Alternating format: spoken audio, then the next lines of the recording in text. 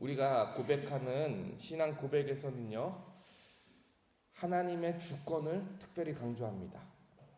이 땅의 모든 일을 하나님께서 계획하시고 하나님께서 그 주권대로 이루신다라는 신앙 고백이죠.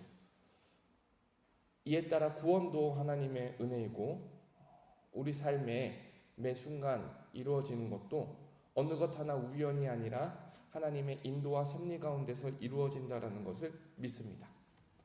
그런데 우리가 하나님의 주권을 강조한다 하여서 우리 인간의 책임을 무시하는 것은 아닙니다.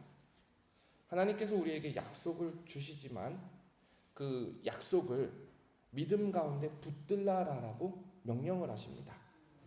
그러니까 하나님께서 베푸시는 모든 은혜와 이 섭리의 역사 가운데 우리에게 하나님이 요구하시는 것은 순종이고 반응하라는 것이에요. 대표적인 사건이 바로 노뱀 사건이 있어요. 이스라엘 백성이 광야에서 하나님을 원망하고 불평할 때에 하나님께서 불뱀을 보내셔요. 그리고 불뱀에 물린 사람들이 중독이 돼서 죽어가고 있습니다. 그때 하나님께서 약속을 주십니다. 모세에게 불뱀을 만들어 장대 위에 매달라. 물린 자마다 그것을 보면 살리라. 하나님이 약속을 주신 거예요. 누구든지 노뱀을 보면 살리라. 우리는 잘 알아요. 노뱀 자체의 치유의 능력이 있었던 것이 아니에요.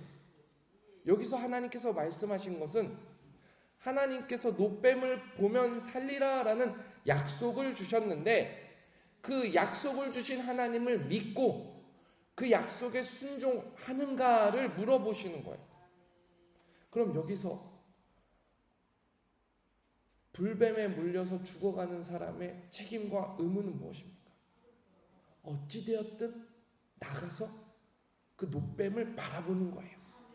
하나님의 말씀을 가볍게 여기는 것이 아니라 노뱀을 바라보는 하나님의 말씀은 정말로 참되고 진실되다라는 것을 믿는 믿음을 그 앞에 보이는 거예요.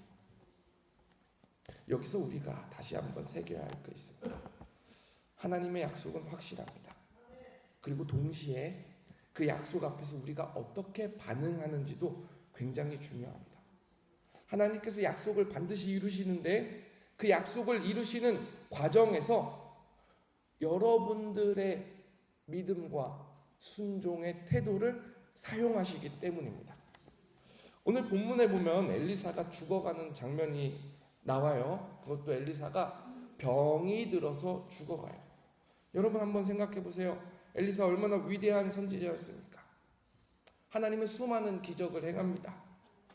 여리고의 물도 깨끗하게 하시고 과부의 기름도 채우시고 수넴 여인의 아들도 죽었으나 다시 살려냈습니다. 나병 환자인 나아만도 고치셨어요. 정말로 엘리사의 능력을 보면 너무나도 신기하고 하나님의 사람이 참 대단하다라는 생각이 들어요. 근데 오늘 본문에 보니까 13장 14절에 엘리사가 죽을 병이 들매 엘리사도 사람입니다. 죽을 병이 들었을 때 하나님의 약속하신 때가 다 되었을 때 엘리사도 어쩔 수 없는 거예요. 그리고 이 소식을 들은 요아스 왕이 엘리사에게 찾아옵니다. 막 울면서 말을 하는 거예요. 내 아버지여, 내 아버지여, 이스라엘의 병고와 마병이여. 우리가 이 장면에서 요아스의 신앙이 얼마나 진실했는지 단정하기는 어려운데 적어도 이 장면에서 분명한 게 있습니다. 모든 이스라엘 사람들이 엘리사를 크게 의지했다라는 거예요. 왕이 한 사람 선지자가 죽어간다라는 소식을 듣고 막 달려와서 얼굴을 파묻고 울 정도로 엘리사를 의지했다라는 거예요. 당시 여러 나라가 이스라엘을 공격합니다. 특별히 아람 나라의 압박을 받고 있습니다. 이스라엘은 화려했던 과거는 사라지고 군사와 마병이 다 쪼그라들어서 자기 힘으로 스스로 구원할 수 없는 나라예요. 그러니까 엘리사가 살아있다라는 그 사실 자체가 이스라엘에게는 큰 위로였어요.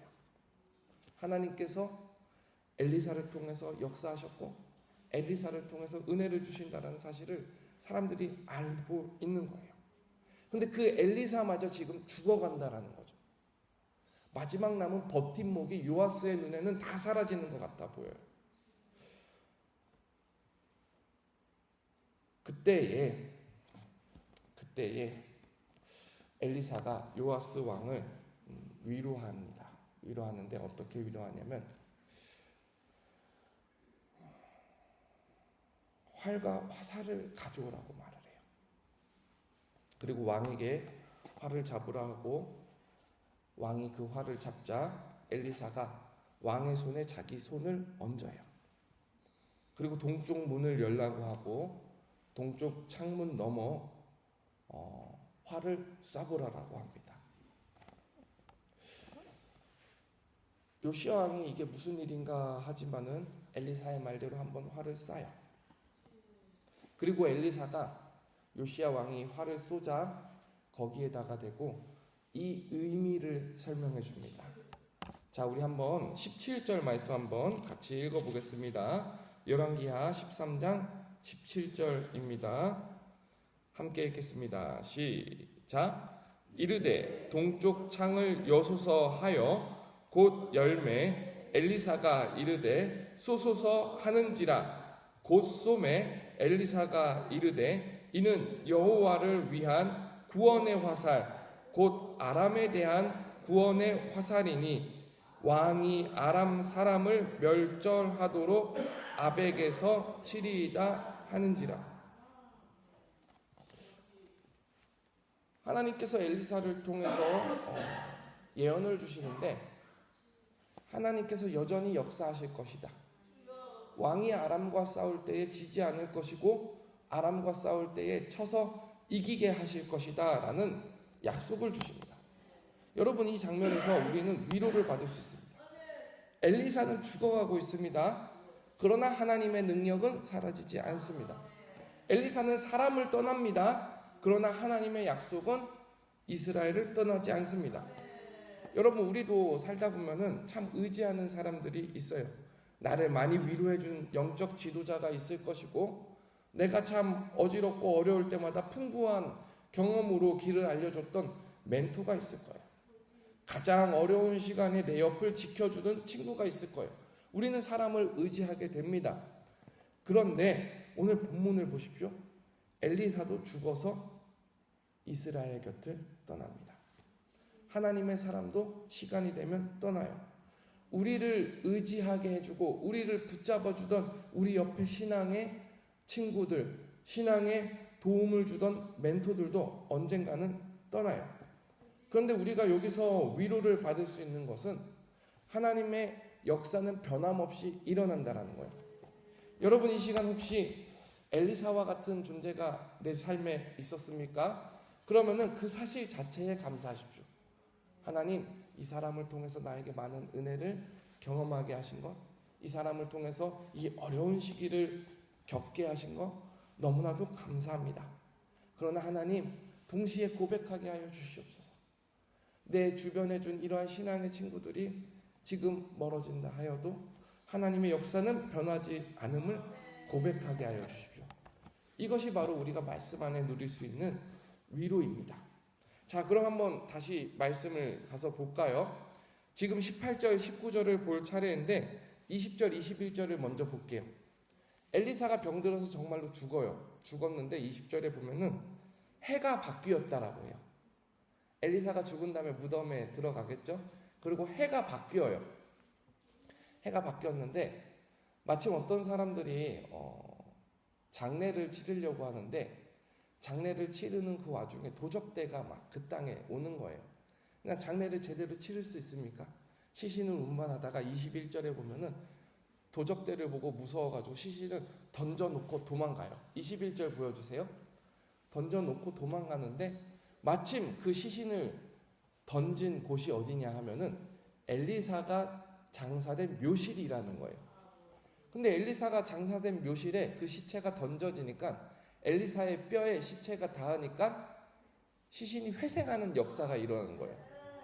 아니 왜 성경에 이런 얼토당토하는 기적이 일어났을까라고 우리가 생각할 수 있지만 이 20절, 21절에서 우리에게 주는 메시지는 하나님의 역사는 엘리사가 떠났다 해서 끝나는 것이 아니다.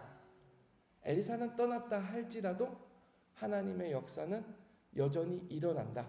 해가 바뀌어도 일어나고 100년이 지나도 일어나고 1000년이 지나도 일어난 것이 하나님의 주권과 능력이다라는 사실을 우리에게 보여주는 거예요. 그러니까 누구든지 이 열왕기하를 읽는 사람들은 야 이게 진짜일까 하면서 읽다가도 이것을 보면은 정신이 번쩍 들어야 되는 거예요. 하나님의 약속의 말씀은 변함이 없이 일어나는구나. 그것을 믿는 거죠. 자, 그러면 우리 다시 본론으로 들어와서 지금 엘리사와 요아스가 이야기를 나누고 있잖아요. 요아스가 이제 엘리사가 죽으면 어떡합니까? 엘리사가 떠나면 어떡합니까? 우리나라 아직도 아람이랑 전쟁해야 되는데 어떡합니까? 이런 상황 속에서 엘리사가 같이 손을 붙잡고 동쪽으로 활을 쏘게 하니까 엘리사가 그 메시지를 알려주죠. 이 동쪽으로 날아간 활은 하나님께서 요아스 왕으로 하여금 전쟁에서 이기게 하실 겁니다라는 메시지라고 알려줘요.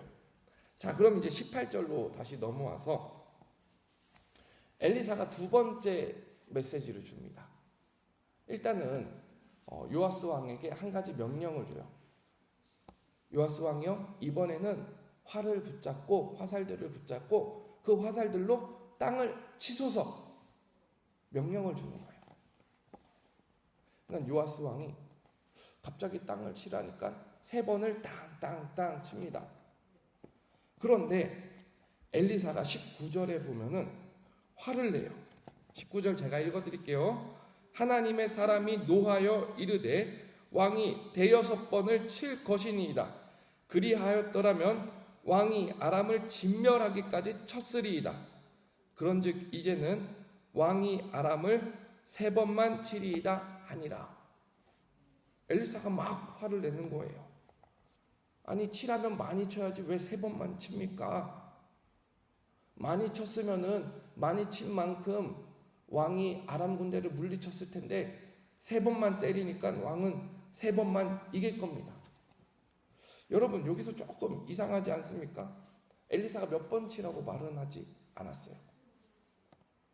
요아스는 분명히 명령에 순종은 했어요.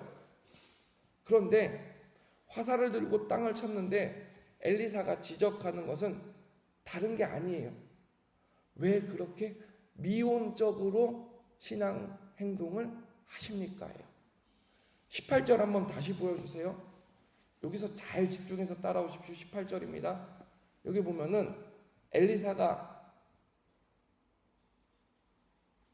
17절을 보여주십시오. 죄송합니다. 17절입니다. 엘리사가 화살을 보고 뭐라고 합니까? 화살을 쏘매 엘리사가 이르되 이는 여호와를 위한 구원의 화살 곧 아람의 담이여 대한 구원의 화살이니 왕이 아람 사람을 멸절하도록 아벡에서 치리이다 하니라. 그러니까 엘리사가 이미 사인을 줬습니다. 이 화살로 치는 의미는 하나님께서 구원의 화살로 주신 의미입니다. 그러니까 이 말을 진지하게 당신이 받아들였더라면은 땅을 치라라는 말씀에서도 미온적으로 형식적으로 3번만 땅땅땅 치고 말 것이 아니라 진지하게 땅을 끝까지 쳤어야 합니다라는 엘리사의 말이에요. 여러분 이것이 우리 가운데 어떻게 적용될 수 있을까요? 제가 설교 시작에 하나님의 주권이 있지만 그 주권 가운데 그 우리가 믿음으로 반응하고 응답하는 태도도 굉장히 중요하다라고 말씀을 드렸어요. 하나님께서 우리에게 약속의 말씀을 주실 때에 그 약속을 정말로 믿음 가운데 진지하게 생각하는가? 그리고 그 약속의 말씀을 형식적으로 순종하는 척이 아니라 그 약속이 나의 생명의 말씀임을 붙들고 그 약속에 목숨을 거는가? 이것도 굉장히 중요합니다. 그러니까 요아스가 형식적으로 땅을 친 것이 우리 가운데도 얼마든지 일어날 수 있어요. 여러분, 기도가 하나님의 은혜의 통로라고 믿습니까? 그러면은 형식적으로 앉아서 기도하다가 멈춰요? 조금만 기도하다가 멈춰요? 그럴 수 없다라는 거죠. 하나님께서 이 기도를 통해서 우리에게 은혜를 베푸신다라는 것을 알면은 이 기도의 자리를 사모하게 되는 거예요. 우리는 때로는 요아스와 같은 일을 반복합니다. 조금 순종하다가 멈추고, 조금 인내하다가 멈추고, 조금 사랑하다가 멈추고, 조금 전도하다가 멈추고, 조금 말씀 읽다가 멈추고, 그리고 말하죠. 조금 해보다가 별 볼 일 없어서. 아니면 이 정도 하면 충분하지 않습니까? 라는 형식적인 생각으로. 근데 여러분, 하나님께서 우리의 믿음의 태도를 굉장히 중요하게 보신다라는 사실을 오늘 말씀 가운데 기억하십시오. 요아스가 이 화살을 들고 하나님께서 정말로 이 화살을 통해서 구원하시겠다라고 믿었으면 이 화살을 땅에 치라는 그 말씀도 한번 물어볼 수 있지 않았습니까? 엘리사요, 나 정말로 불순종하려고 하는 게 아니라 이거 무슨 의미입니까? 내가 어떻게 치면 좋겠습니까? 한번 물어볼 수 있지 않습니까? 아니면은 정말로 진심을 다해서 끝까지 칠 수 있지 않았습니까? 우리의 믿음의 태도가 하나님의 말씀을 믿는 것 이상으로 그 말씀에 충성하는 믿음의 태도가 되면 좋겠습니다. 갈라디아서 6장 9절에 우리가 선을 행하되 낙심하지 말지니 포기하지 아니하면 때가 이름에 거두리라. 하나님의 약속은 변하지 않습니다. 그 약속이 이루어질 때까지 끝까지 달려가는 오늘이 되기를 주님의 이름으로 축원합니다.